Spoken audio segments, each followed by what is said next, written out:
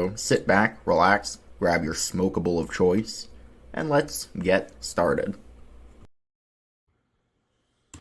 Alright, and we're the session. Today we'll be talking about Mario Galaxy. This is my first playthrough that we're going to be talking about, but this is your what playthrough? My 9,992nd time. Well, if you watch him play, you'd believe him. No, And he gets so excited every time like he's never seen it before. I've probably 100%ed at least 5 different playthroughs. And that's both Mario and Luigi. Well, individual playthroughs. So 5 times between Mario and Luigi. I think I was on my 6th time as Luigi the last time I stopped playing it. I got like halfway, I think. So you only finished Mario? Oh, I've finished both in the past. No, in your last playthrough. Oh yeah, the last playthrough I did. I finished Mario. Mario and I was like a portion of the way through Luigi's. Okay. Alright. So, Mario Galaxy is, in my opinion, a pretty good game.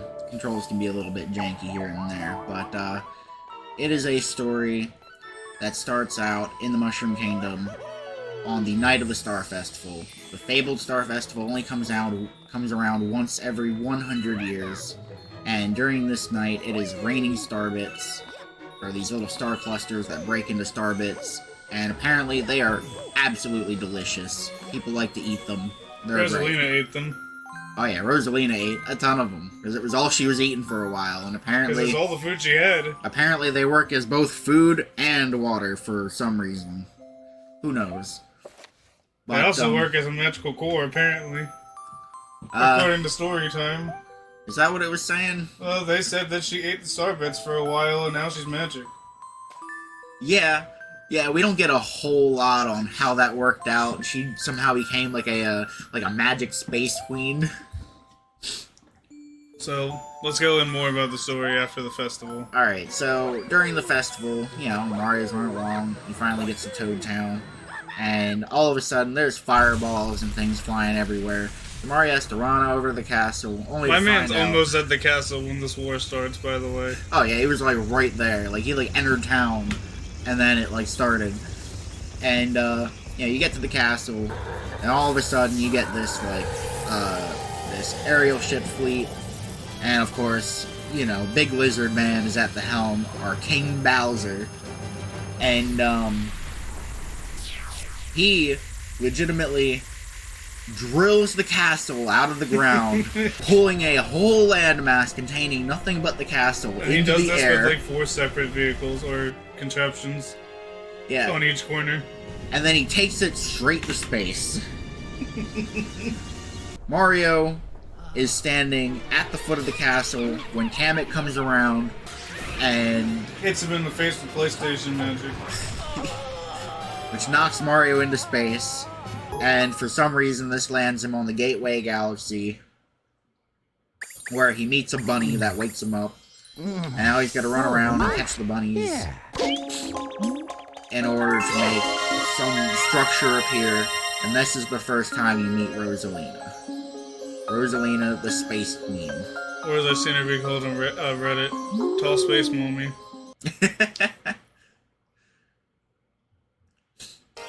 She explains that to save your special one, you'll have to take one of her little Lumas and use the power given to you by it, which is the spin attack. Which he couldn't do before, even though that he was doing in Sunshine. Yeah. It just doesn't glow in Sunshine. Well, in Sunshine, Mario does, like, the tornado spin. Which is basically the spin attack, except the spin attack glows. Well, the spin attack allows him to, like, add more power to his fists when he does it. It, like, adds, like, magic to his fist so he can, like, break stuff and, like, knock enemies away. So it was the same thing, but with a MacGuffin. Yeah, I suppose so. It could have been anything on his fist. It is the main... He has the gold gauntlets, then. Yeah, it is the... Yeah, it gives him magic fists. And so, you know, you go on an adventure to attempt to save your special one, as Rosalina calls it. Yeah, Princess Peach. And in the end, you end up finding a Grand Star, which takes you back to the Comet Observatory. The Comet Observatory is a giant starship This thing is meant to essentially travel the cosmos, and, you know, from when you're looking at it from the outside, it looks like a comet moving across the sky. Pretty cool, actually. When you get there, you find out from Rosalina that that is where she and the Lumas live, and it is without power. Bowser came and stole all the power stars and the Grand Stars, made off with them, leaving the Comet Observatory essentially stuck in a state of suspended animation. And now you're the only one that can get the Grand Stars back. Yeah, For some reason. Yeah, for some reason, Mario's the only one that can do it. Except later Luigi can do it too. Because, well, reasons. Well, because Rosalina reset the timeline. Yeah, that's a whole separate theory. Well, that's what she said. Well, she said sometimes things start over and don't quite happen the way they did before. And then as it proceeds to reset and you play as Luigi. Yeah, there's actually a theory out there that, you know, both playthroughs take place at the same time, and because Mario gets kind of, like, sent back, and, you know, everything gets kind of reset, Luigi ends up there in his place, and has to save it again because Mario is actually running through the events of 2. I actually kind of like that theory. That'd be a cool theory. But, And that also means that Galaxy 2 is the first game set in a new world. yeah, actually, that's a pretty good point.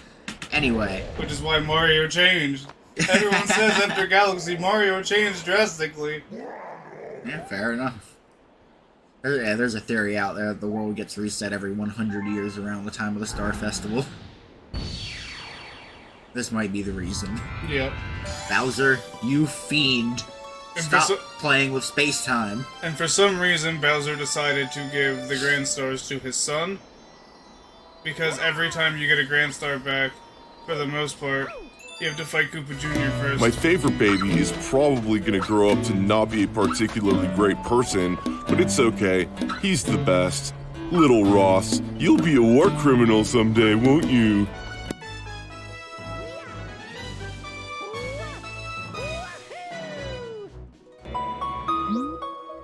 And he talks about how his ships are powered up by the Grand Star. Then the actual boss of the galaxies are Bowser. Yeah, so the ship is in a state of suspended animation. It has very little power, granted by the Grand Star that Mario collected. So, at the very least, you know, the Lumas now won't die.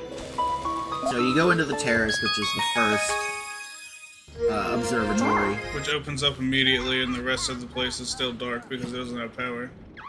And you go through it all, and I believe that's the boss is the Mega Leg, the giant robot. Yeah, that's right. Yeah. So you collect a few power stars and you beat up Mega Leg, and you find out that every Grand Star gives you access to a new observatory. So you can go to different levels and, you know, get a little bit farther. After the terrace is the fountain. After the fountain is the kitchen. After the kitchen is the bedroom. After the bedroom is the observatory. The engine room. The engine room. And then after that is the gate. And then after the gate is the observatory. Is the garden. Yeah. Anyway, so going through the game, you know, you occasionally encounter either Bowser or Bowser Jr., whoever the heck's got the Grand Star at the time. And, you know, Bowser keeps going on and on about how he's gonna rule the universe and, you know, whatever the heck he's gonna do. And then, of course, I guess Bowser Jr. is just doing whatever Bowser Jr. does at this stage. Like, it never really explains what he's actually doing. He's flying that ship and trying to kill you. Yeah, that's pretty much it. Or some contraption how to kill you. I don't know. He tries to kill you as much as Bowser does. I don't know what he's doing while, you know, Mario's running around the Honey Hive Galaxy and whatnot, but... That ship was just annoying. Kid ship? Yeah. Driving. Yeah, Bowser Jr. What, ship. the one where you, like, throw the shells at him? No. The one where he shoots the fireballs at you and you walk the coconut walk at him. Oh, yeah. The first one in the fountain. Yeah. Anyway. So, as you kind of go throughout the game, you kind of learn a little bit more, and you restore power to the observatory, finally unlocking the Emperor. Rosalina tells you that you have so many stars to collect before you can finally get to the center of the universe. And once you finally do, Final boss fight. the Comet Observatory has enough power to fly towards the center of the universe, which is, for some reason, Peach's Castle. Peach's Castle is like right at the center.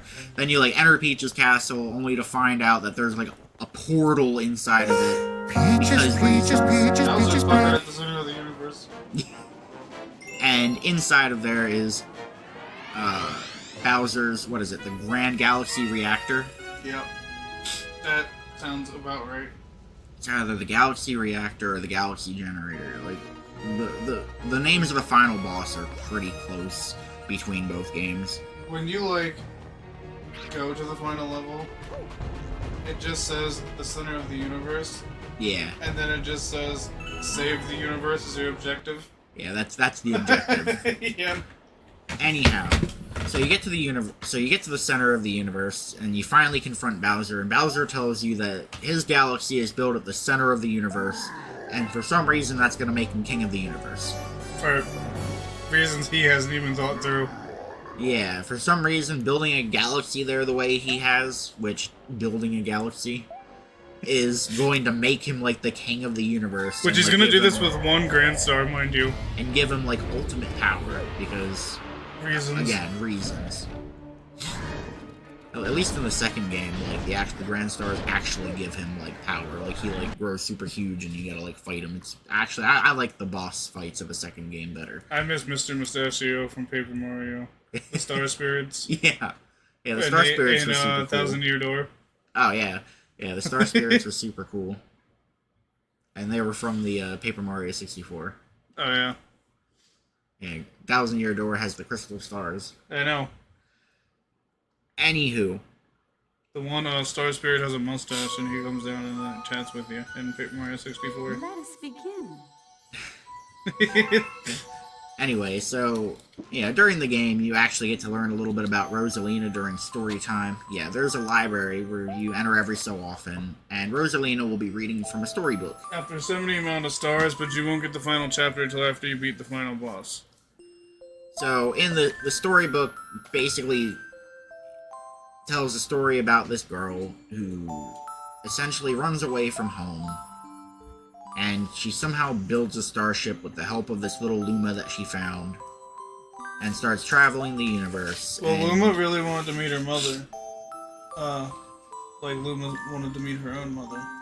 And Rosalina's dad was some kind of guy who likes stars, doesn't really say what he is, but him and her would look up into space many times while she was a kid, to the point where, like, wake her up just so they could look at stars and stuff. Right.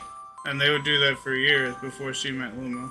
And then Luma really needed to search for her mother, and Rosalina wanted to do that, so helped Luma search for her mother, and then realized that she's growing older now. She's probably in her 20s now, and they're nowhere close to finding her mother. So that's when they have the bright idea to just go to space, because if she keeps watching, as she puts it, I'm gonna be an old lady and we're not gonna make any progress. Yeah, so they go and they eat all kinds of star bits, and I guess this makes Rosalina magic or something. I mean, that's basically No. what happened. Never really explained all that well. Well, it said that she had to walk, and then she started eating star bits, and then she could float. Yeah. And, within all that, they eventually built the Comet Observatory and started taking in all these, like, lost Lumas who don't really have mothers. So she kind of becomes, like, the mother of the Lumas. And it's never explicitly stated that that's her story, but, the character models all kind of match up between the storybook and her. Yeah, the illustrations in the story are outright her. Like, Yeah. and at the end, when you finish the final chapter, she goes, "That's the end of my story." So it's very, very heavily implied. Well, she outright said, "That's the end of my story." Oh, fair enough. Welcome And you know, it's a cute little story. Like go look it up if you know find it interesting. It doesn't take more than a few minutes to read, probably. So that's, you know, basically the game in kind of a nutshell. Which, it wasn't that bad of a game. It was pretty fun for what it was. Yeah, so you're running around, you know, you've got these like kind of neat motion controls. It was kind of a neat idea for the time. Yeah, Nintendo's always one of those companies that kind of takes a step into the realm of super different. Now, if only the Wii was their idea, but let's not get into that right now. The design for the Wiimote was somebody else's, but... No, but Nintendo used it. Yeah, that's the problem, actually. They didn't, like, consult this person or anything. But, you know, for this game, the controls can be a little bit janky. And, you know, some of the levels can be a little bit difficult because of it. I'm looking at you, Rolling Gizmo Galaxy. Yes! Oh, yeah. Some of the galaxies were harder for me because I'm left-handed. And, like, the one orientation didn't work. Then the other orientation worked for a while and then stopped working. Then I kind of, like, had to figure it out from there because it's always been my problem with the Wii. That I'm not right-handed. Yeah, right-handed users tend to have a little bit of a problem with it. I Because, mean left-handed users. or, yeah, left-handed users tend to have a little bit of a problem with it. And I think that really stems mostly from the actual point sensor being on the Wii remote itself.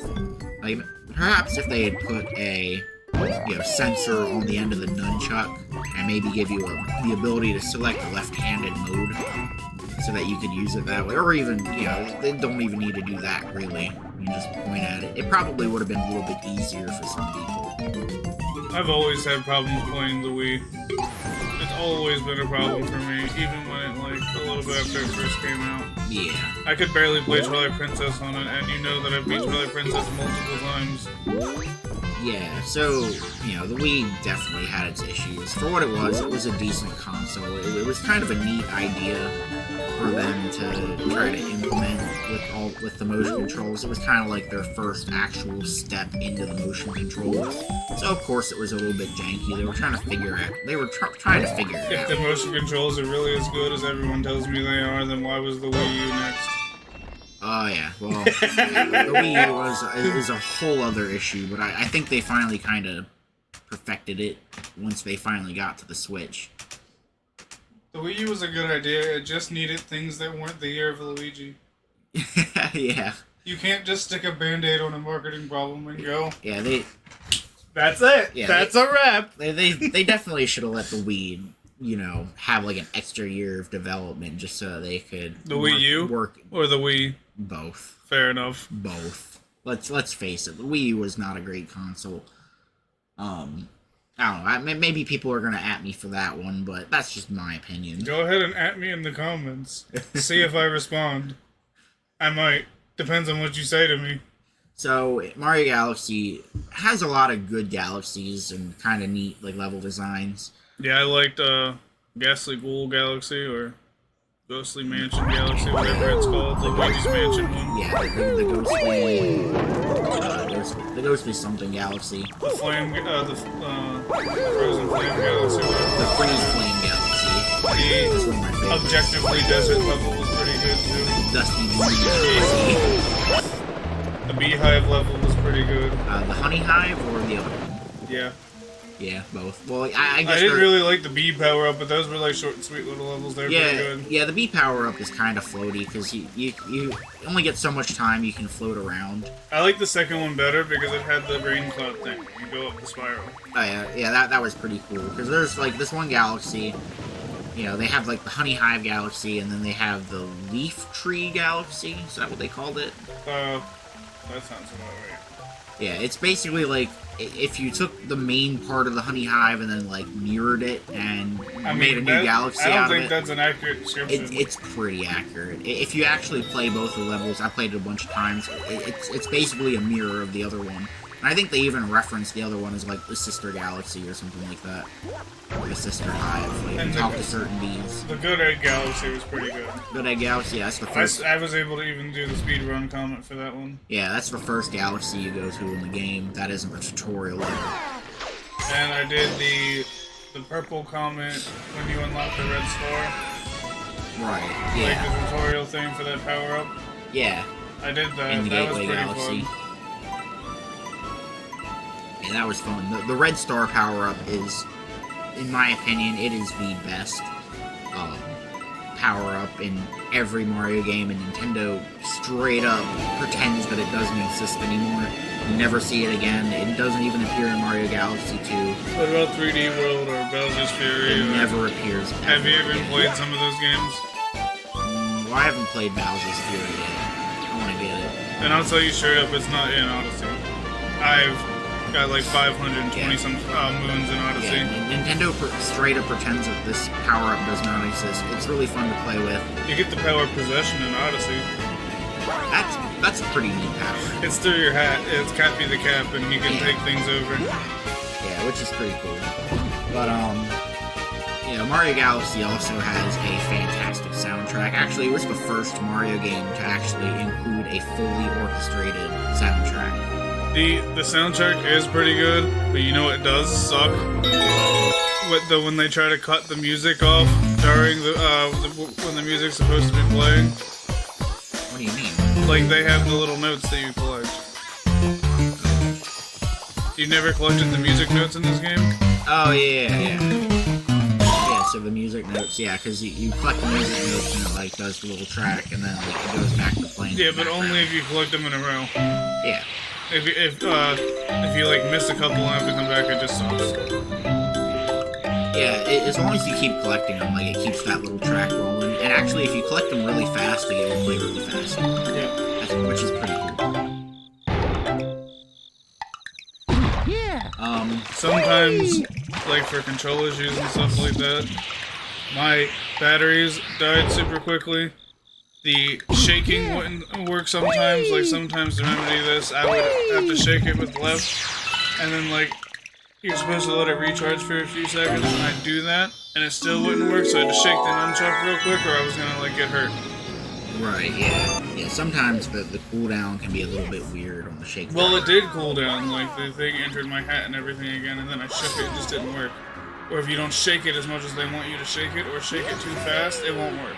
Yeah, that's probably just the weird move. Probably need to just use a different one. Shaking the nunchuck helped with that problem. But, I think one of my favorite galaxies in the game, and this might be mostly because of the soundtrack, the Dusty Garden. The Dusty Garden. The Dusty Garden, it's in the bedroom. Dusty Garden has my favorite soundtrack in the entire game. And that level is which one? I played all. The Gusty Garden. That's the name of the level. I'm not asking for the name of the level. It's in the bedroom. I'm not asking that. I'm asking which level is it. Give me a description. It's the one with, it's like the garden level. It's got like the green block in it, like the green. Oh cube no, that you run mean the around one in. with the bunny, right? And and you have to fucking chase the bunny around the goddamn fucking garden, and you can hit the switch, and it brings these platforms up, and it's like, my god! Can you hit a switch? I was hopping on top of him. He was hopping on top of him. The level was fine. The music was fine. I was not having a good time chasing these goddamn bunnies around. Yeah. If they'd included a dive mechanic, I was trying to dive. The bunnies would have been a lot easier to kill. I often try to play these games like I'm playing Mario 64, which works for Sunshine, Yeah. which works for Odyssey. Yeah. Yeah, so that is one of my favorite levels. It's got my favorite soundtrack in the game, aside from, end credits theme, which is, like, my favorite in the game. I might insert that here somewhere just so y'all can take a listen. The end credits theme was pretty good.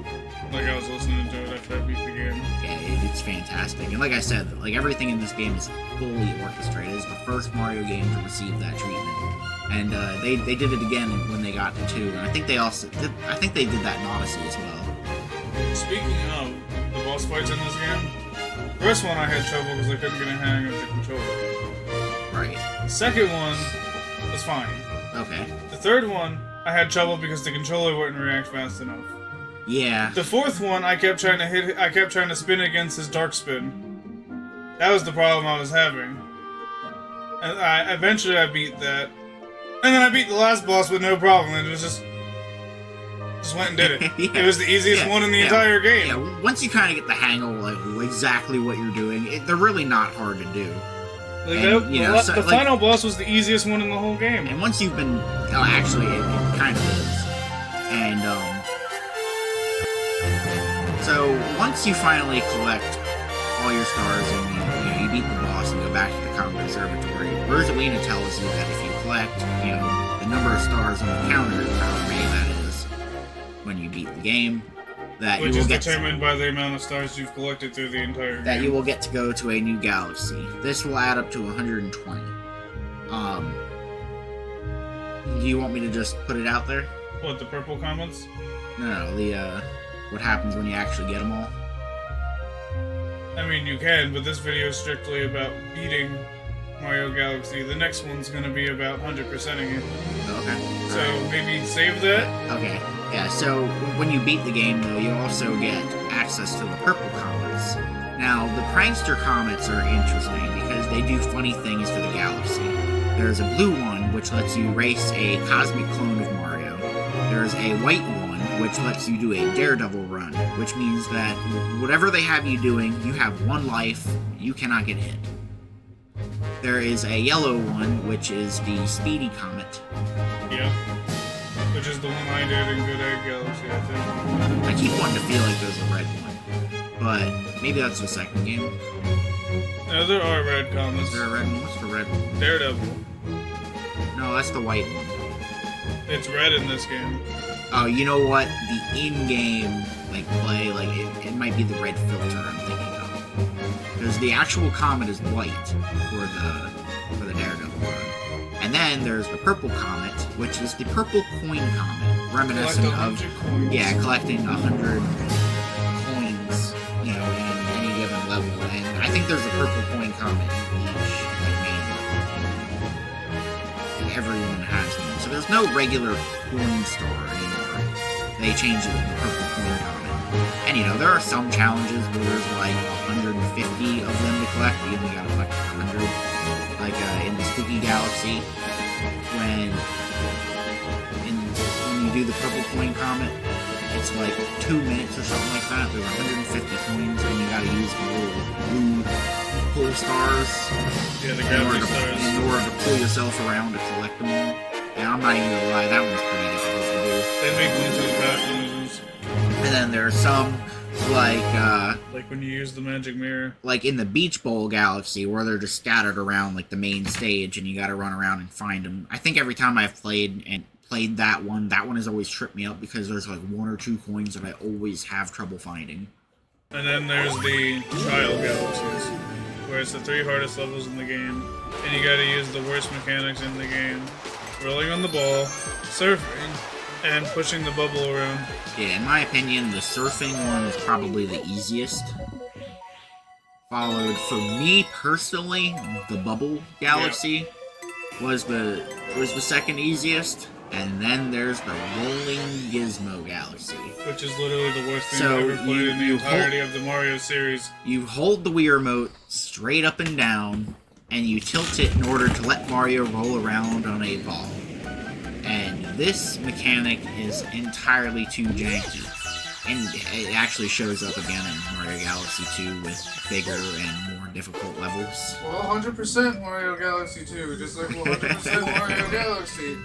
There's a lot of things I'm not doing. Needless to say, I have played these levels, because I have 100% in Mario Galaxy 2, got every star in the game, and I personally have gotten pretty good at these levels.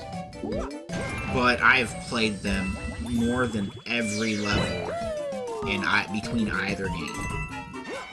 They are so hard to really get the hang of. And even then, sometimes you move the wrong way and Mario flies right off the edge and there's nothing you can do about it.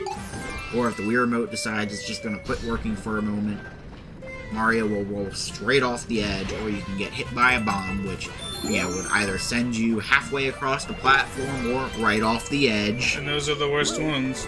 Here's something that'll probably infuriate you to no end when it happens. The Goombas do a little hop when you hit them. Oh yeah. So you can hop right off the edge. Yep, sometimes you will hit the Goomba and hop right off the edge, or in isolated cases, sometimes when you're rolling down those little tracks that they have, there are isolated cases where once you get to the end of the track, it will just send you flying in a completely random direction. I've had that happen. Not many times, So I try not to tilt the control stick while I'm on there. I mean the Wiimote. but it has happened. Skyward Sword's gonna be a treat if the motion controls are like this. Yeah, Skyward Sword is probably a little easier. Maybe we'll try to obtain a Switch version for that. But we still can't get the Switch working on OBS. Yeah, you're right. We'll figure it out, I'm sure. Yeah, they usually do. All in all, though, I did like this game. Like, there's a lot of things that I hate about this game. But overall, I like this game. I think you'll probably enjoy Mario Galaxy 2 just a little bit better. Because in my personal opinion, it went and kind of refined some of the mechanics. Maybe we'll find you a different Wii remote to use. So we're using one of those Wii Motion Plus remotes, and they are insanely hard on batteries. Like, batteries will die in a couple hours if you're using one of these remotes. 3 pairs of batteries died in 6 hours. Yeah. I had to start using my rechargeable ones, and they died in 2 hours. 1 pair did. Yeah, so we'll have to find one of the other ones. They're way better on battery. But, yeah. Anyway, so... yeah, I definitely think you'll enjoy Mario Galaxy 2 a little bit better than you enjoyed 1. I did really enjoy the story of 1. I enjoyed the soundtrack of 1. I really enjoyed Rosalina. Yeah, those are kind of the things everybody enjoys about this game. Some of the janky controls. Because 2 has... and I love skating with the ice flower. oh yeah, the skating mechanic is probably one of, the best mechanics in the game, right underneath that red star. It is so fun to just skate around. And, when you gotta chase around those penguins with the skate mechanic, way easier than chasing the dang bunnies. Yeah. I have about 70 stars right now. 70? Yeah, and we still have to go to 120. Yeah, so, we'll end up getting there. I'll probably help you out here and there where... well, like I said, we'll 100% them, but there's a lot of things I'm not doing. Yeah, which I don't mind doing. I've gotten a pretty good grasp on, all the mechanics of this game where I could probably knock them out within a life or two. All in all, my thoughts on the entire story of this game is that I can see why people thought it was, like, the next in line of the Mario 64 series of games. Because the story kind of really did fit, like it raised the stakes from Sunshine. And, Bowser still being Bowser. A turtle that needs anger management skills and lessons on how to deal with rejection. Oh yeah, Bowser does not know how to deal with rejection. Well, he realized... when he realized Mario was coming, he put himself at the center of the universe, which says something about his psychology, but let's not get into that right now. Bowser really is the center of the universe. But there was one little line I liked from Bowser. I think when you confront him in the bedroom, I want to say. When you confront him in the bedroom, everybody meme that. I already know that you Rule 34 artists are working overtime with stuff like this. and Bowser says something along the lines of, "I knew I picked the right person to be my nemesis." Bowser doesn't want this to end. Bowser knows this is the only thing he has. That's why Bowser does this. He's not doing it to get Peach. He's doing it because he wants to fight Mario. He's doing it to get Mario. And then when they're not fighting each other, they're out there having go-kart races. And then later on in the Switch era, they invited Link to hang out. Actually, it's very heavily implied that they do in fact live in the same world. Like, Smash Brothers aside here for a minute, in Mario RPG, there's a moment where you can... which I'm not sure if that one's actually canon. There's a moment where you can actually come across Link and Samus, each sleeping in different beds. Not at the same time, but like you can like find them each like sleeping in different beds. There's also a moment where you can look at Peach's fireplace and you can find a toy that I probably shouldn't mention here. A lady toy. But you get a wooden boy in that game, reminiscent of Pinocchio. And the reason I don't think that game's canon is because he never comes back. He finally came back in Smash. Did he actually? I think so, yeah. Because I haven't seen him be played in Smash Ultimate. Maybe he's a DLC. Well, I've seen people use DLC characters, and I haven't seen them on the list. Okay. It might be true, but like that might be a fan thing you're looking at as well. That's possible. I could have sworn that they brought him back. I know he's a trophy. I remember seeing the news thing for it. Alright. But I know y'all are waiting for Majora's Mask. And we are gonna do that. We're probably gonna 100% Galaxy first. Make the Galaxy video.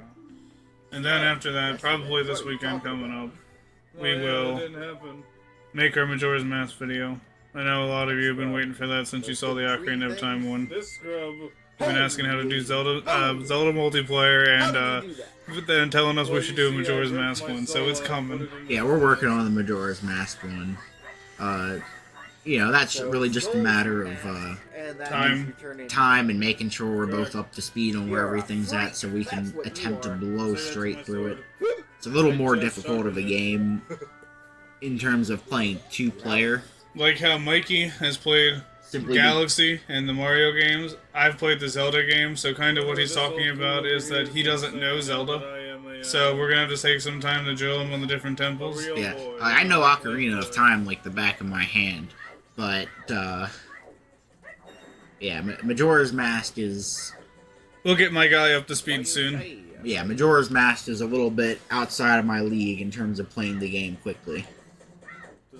My guy here will tell you that there's been multiple times where I've 100% at Majora's Mask without a guide, so I can do it. I just gotta get him up to speed. Yeah, I've watched my dude go through, like, plot piece after plot piece in Majora's Mask, like, multiple things in the day, watching him, like, path his way through the 3 days, like, straight through, and get, like, multiple bits of storyline from, you know, the Bomber's Notebook.